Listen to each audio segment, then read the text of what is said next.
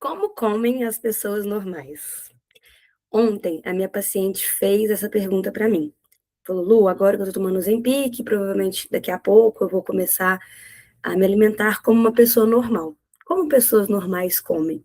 Eu achei essa pergunta muito interessante, porque geralmente a gente fala só sobre o que comer, mas não repara muito no comportamento alimentar das pessoas. E as pessoas, cada uma tem um comportamento alimentar muito diferente, né?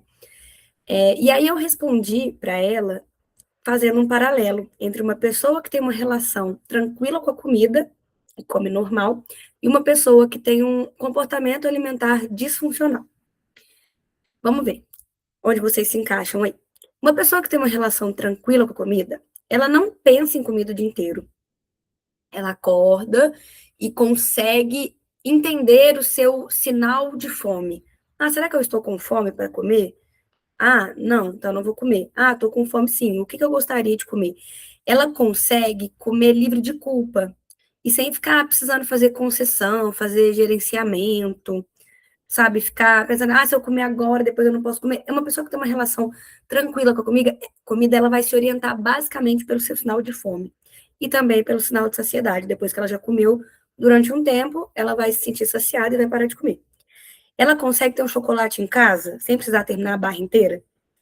Uma pessoa com comportamento alimentar disfuncional, eu já fui essa pessoa, então eu posso falar com propriedade, eu não conseguia ter um chocolate na minha despensa. Se eu soubesse que ele estava lá, se eu me lembrasse dele, eu ia precisar terminar com ele. Na verdade, provavelmente, nessa época não tinha muito chocolate na despensa, porque se eu comprava ou se eu ganhava, eu ia direto comer. Não conseguia pensar muito sobre o melhor momento. Eu precisava comer, muitas vezes até para acabar com ele, porque ter ele em casa me deixava ansiosa, sabe? Essa pessoa que tem o comportamento alimentar mais tranquilo, ela consegue dizer, vou comer depois. E realmente comer depois. Aquilo não fica, não é como uma pedra no sapato, sabe? Ela consegue parar mesmo quando ainda existe esse alimento disponível e ela sente que ela não sente que ela precisa aproveitar naquele momento porque amanhã ela vai começar uma dieta, porque amanhã ela não vai comer mais. Ela realmente pensa uma pessoa sofisticada para comer. É basicamente isso. Ela consegue dizer não quando ela quer dizer não, dizer sim quando ela quer dizer sim. Geralmente isso. Ela não transforma as coisas em drama. Ela não transforma cada refeição numa prova moral, sabe? Geralmente, pessoas que têm um comportamento alimentar deturpado, que têm um comportamento alimentar disfuncional, elas têm também dismorfia corporal, ela tem uma imagem corporal distorcida, elas pensam mais em corpo. São pessoas mais focadas em corpo, vamos dizer assim. Tem uma maior pressão em cima do corpo, tá? Por isso ela coloca a comida como centro da vida dela.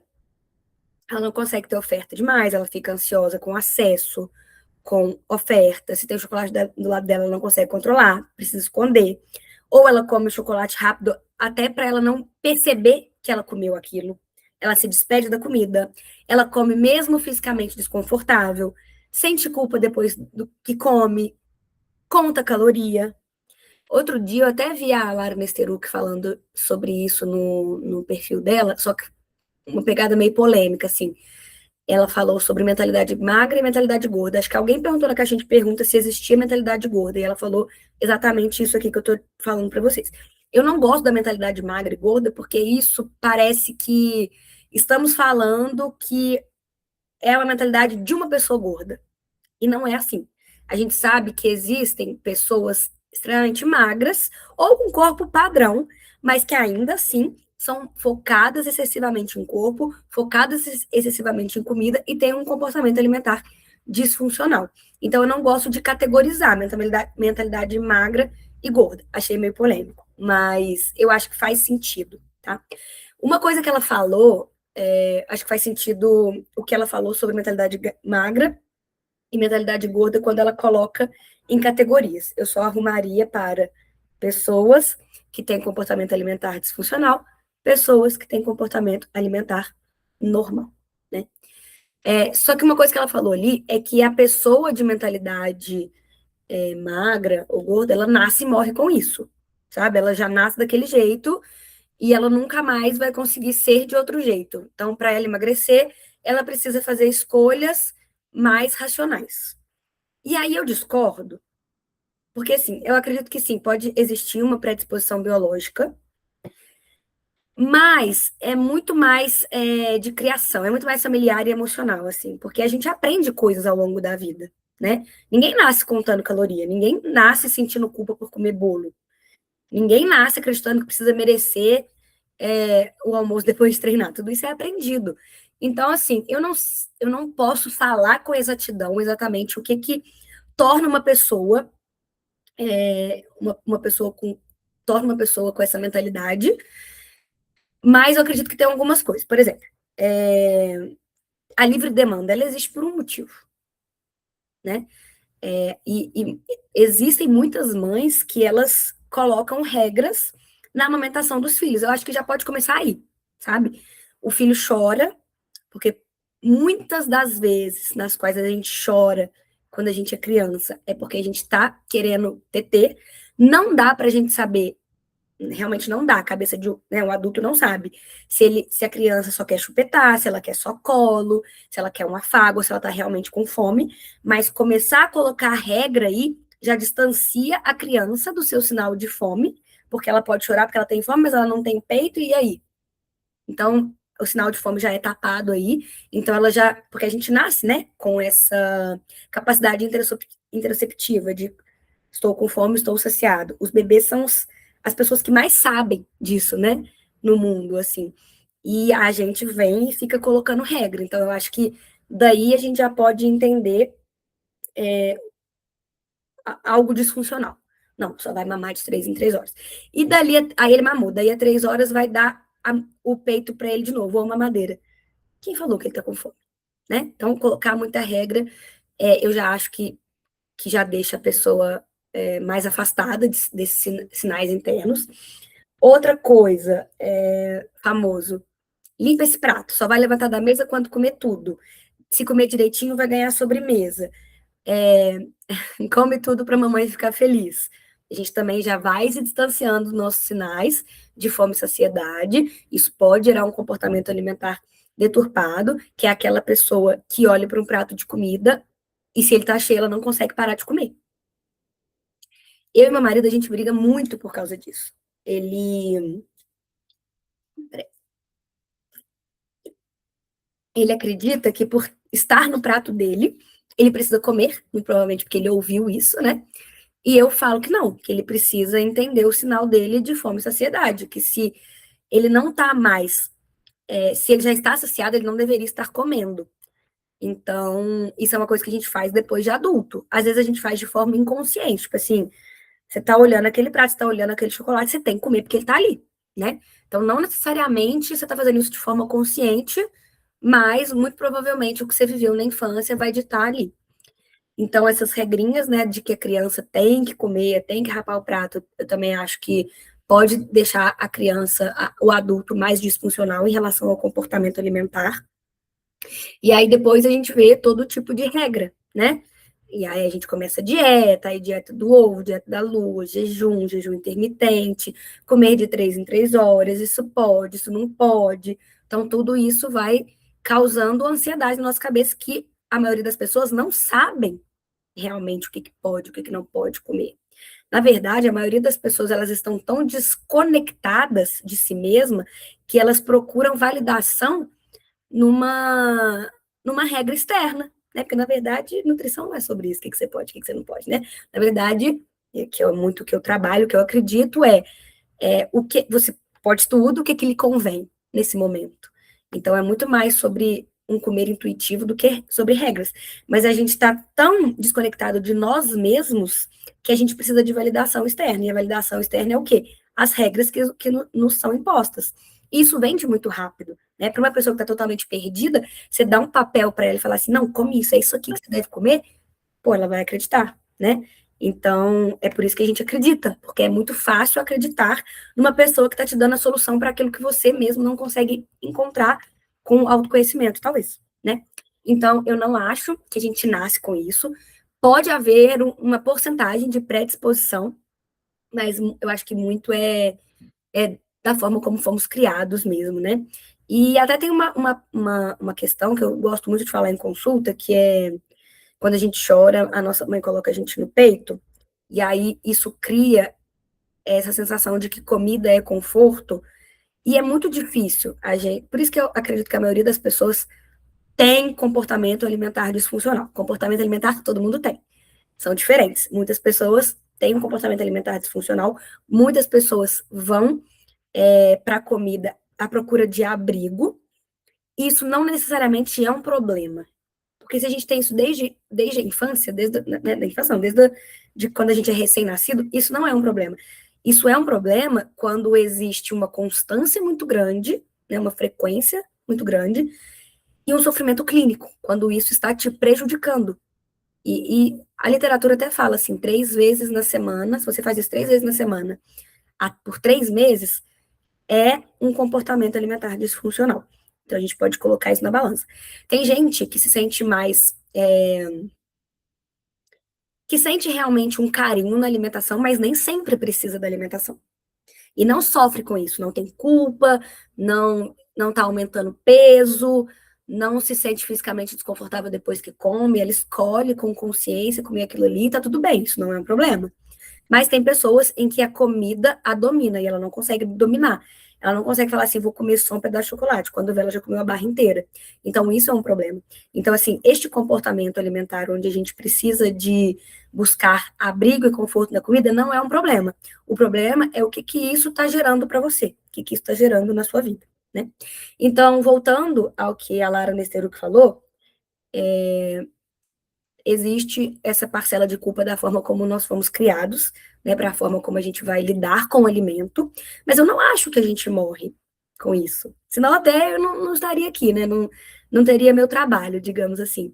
Porque uma coisa que eu faço muito nas consultas é criar essa consciência alimentar em torno da comida.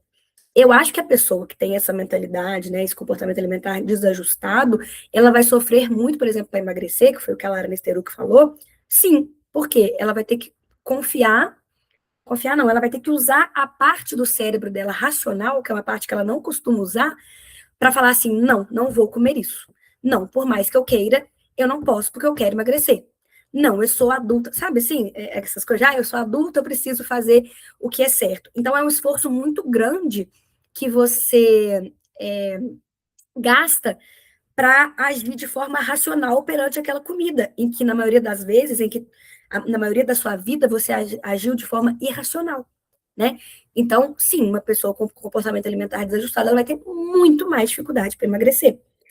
E aí é por isso que eu falo que é possível emagrecer sem dor, porque antes da gente pensar em emagrecer, a gente precisa ajustar esse comportamento alimentar.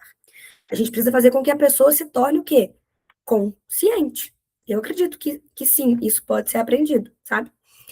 Então, no meu caminho, essa pessoa, ela se torna, quando eu falo meu caminho, é da forma como eu abordo, né? Da forma como eu trato os meus pacientes, essa pessoa, ela se torna consciente das suas escolhas, não tentando mudar o hábito, por exemplo, todo dia depois do almoço eu preciso comer um doce. Então troque o doce pela fruta. Não é isso que eu faço, porque isso realmente, racionalmente, tem que ser muito racional, e racionalmente isso é muito difícil. Então, o que eu faço? Eu não mudo hábito, eu mudo comportamento. Então você tem o hábito de comer doce? O que te leva a comer doce todos os dias? O que você sente quando você come esse doce? Quando você se passa nesse doce, quando você percebe que você comeu mais do que você gostaria de ter comido, como é que você se sente? O que é que você faz? Existem alguns ativadores de consciência, né, que é o que eu falo, que nos ajudam a entender nossos padrões de comportamento para que assim a gente consiga mudar. Porque antes da gente mudar qualquer coisa, a gente precisa entender como que essa coisa funciona. Tudo. Qualquer máquina que a gente queira dar uma manutenção, que a gente queira ajustar a engrenagem, a gente primeiro precisa estudar a máquina.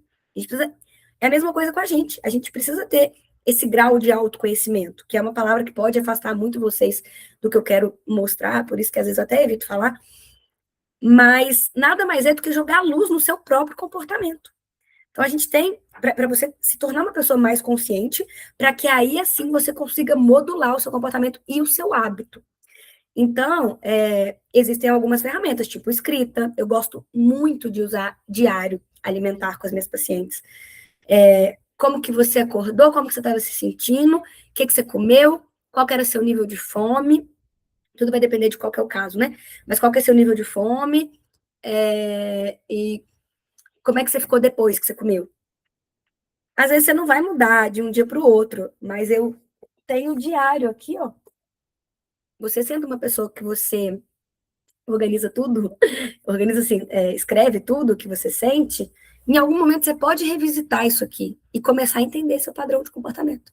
Você vai começar a entender que, na verdade, você não come tanto doce assim, é mais na TPM. Porque na hora que você coloca a data ali no seu diário e você vê, pô, comi doce todo dia 28, tem alguma coisa errada. Tô dando um exemplo aqui. Tem alguma coisa errada? Não, na verdade é o meu ciclo falando mais alto. Ah, eu tenho 3 dias de TPM. Ah, eu tenho 7. Não sei se você sabe, mas é possível ter até 14 dias de TPM. Enfim, eu tenho 7 dias de TPM, meu Deus, é muita coisa, por isso que eu fico assim. Então eu preciso agir melhorando os meus sintomas pré-menstruais. Então, não é um defeito comigo, é eu que preciso agir melhorando os meus sintomas pré-menstruais. A alimentação saudável melhora isso, né? Outro ativador de consciência, terapia, né? Que devia, na verdade, ser o primeiro aqui. Quando você está falando, você está se escutando. E a gente se entende, a gente se cura pela palavra. E às vezes, mesmo se a gente não está se escutando, a outra pessoa está escutando a gente e vai dar um feedback para a gente. Nas minhas sessões tem muita terapia. Não que eu sou terapeuta, mas eu escuto a pessoa falar da comida, terapia nutricional. Então eu falo assim, você percebeu que você falou isso? Então terapia é talvez a primeira aqui. Meditação, porque você consegue silenciar não na primeira vez que você for fazer meditação, mas quando você está treinada a fazer meditação, você consegue silenciar todo o ruído externo para entender como você está se sentindo naquele momento. Isso é muito poderoso. A forma como você está se sentindo é a forma como você vai agir. E aí, se você sente primeiro, talvez você não seja tão reativa, né? Leitura também. Então, tudo isso são ativadores de consciência. A partir do momento em que a gente cria consciência, gera consciência, a gente consegue agir também com a neuroplasticidade cerebral, que vem para quê? Para ajustar o padrão de comportamento. Então, beleza, entendi o meu padrão de comportamento, agora eu vou ajustá-lo. Como que a gente pode fazer isso? Arquitetura do ambiente. Gerar atrito, por exemplo, entre o que você quer, o que você faz, mas não poderia estar fazendo. Vamos supor aqui, já que a gente está falando de alimentação, arquitetar todo o seu ambiente, toda a sua despensa, toda a sua geladeira, para ter comidas que são muito satisfatórias para você, mas que você não perde o controle. Talvez você possa sim comer doce, talvez ter doce de leite na sua casa é tranquilo, mas a barra de chocolate não. Então você tem que ter atrito entre você e aquilo que você não quer fazer mais. E como que a gente faz isso? Arquitetando o ambiente. Se sua despensa estiver lotada de coisas que você não tem controle, obviamente que que você vai ter descontrole perante aquilo, né? Então, primeiro vem o autoconhecimento, depois vem a arquitetura do ambiente. Outra coisa, aí sim, a gente pode substituir um hábito pelo outro. Isso é uma das coisas. Não é do nada eu falar para você, se você come chocolate, substitua por uma maçã. Você queria me matar nesse momento, né? Mas já que você já tem consciência que é sempre depois do almoço e que você precisa comer alguma coisa que seja mais doce depois do almoço para tirar aquele salgado e não necessariamente é um doce que você quer, então dá para substituir. Vamos substituir o hábito do chocolate por uma fruta. Como uma fruta antes, e aí depois do chocolate. Talvez você nem tenha tanta vontade assim. Na verdade, Lu, eu nem tô com fome, eu fico reativa quando eu estou sentindo tédio. Então eu ataco a geladeira. Poxa, o que mais faz você aliviar o tédio além da comida? É substituir um hábito pelo outro, né? Porque se você come porque você sente tédio, talvez você possa fazer um tricô.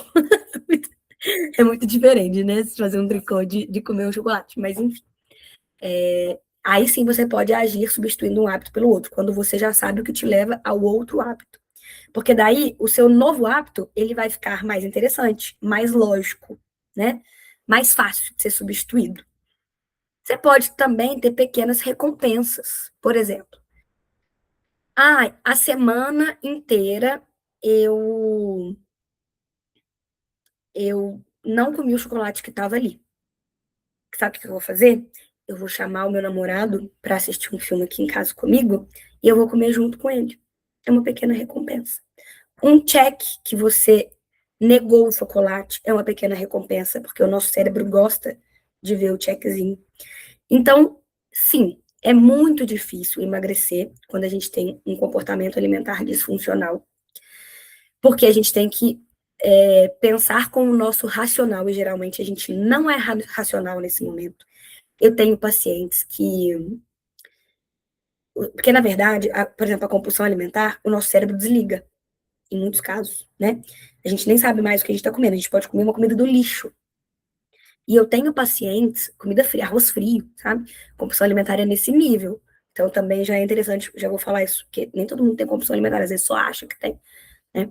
Então, eu tenho pacientes que só descobrem o que comeu no dia seguinte quando vê os pacotes de bala, de biscoito. Então a gente fica dependendo muito daquele racional que nesse momento a gente não tem. Então é muito mais difícil. Então qual que é o melhor caminho? É o caminho da ativação de consciência, né? É um caminho de uma semana para outra? Não. De um mês para o outro? Também não. Mas de muito autoconhecimento mesmo, né, de construção dessa consciência, para que você consiga gerar uma neuroplasticidade cerebral a partir de arquitetura do ambiente, substituição de um hábito pelo outro, pequenas recompensas, né, facilitar, dificultar o antigo hábito para facilitar o novo hábito, e assim, quanto mais, e nem por isso você mudou de mentalidade, mas quanto mais vezes você vai fazendo isso, mais fácil vai ficando. E quanto mais fácil vai ficando, mais intrínseco a você aquilo se torna, fazendo com que aquilo seja a sua nova identidade. Então, sim, é possível mudar de uma mentalidade gorda para uma mentalidade magra. Viu, Lara Nesteruk? Eu acredito muito nisso. Então, eu acho que é isso. Eu acho muito importante a gente finalizar, antes de finalizar, eu falar para vocês o que é um comportamento alimentar disfuncional, o que é um transtorno alimentar, tá?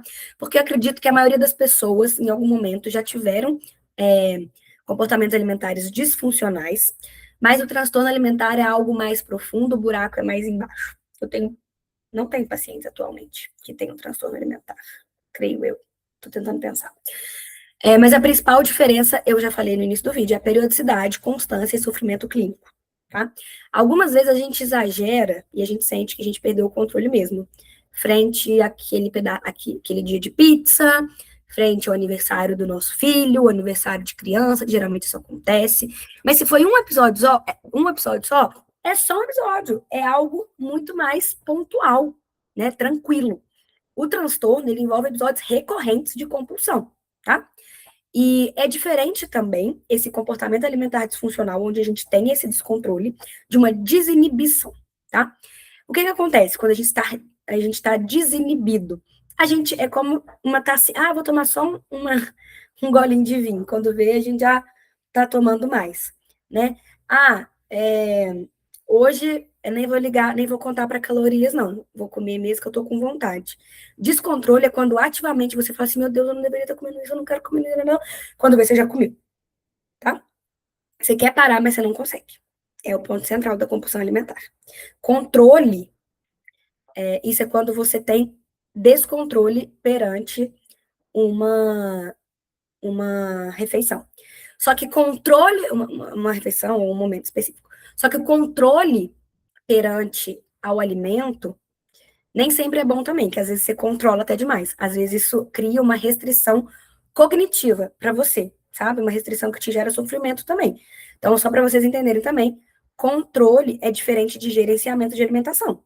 Por exemplo, hoje eu já comi um doce depois do almoço, então eu não vou comer o meu doce depois do jantar. Eu estou gerenciando. No controle, que está mais ligado à restrição cognitiva, você não pode de jeito nenhum comer chocolate. Isso pode, inclusive, em algum momento, gerar compulsão. Bom? Então, eu acho que é isso.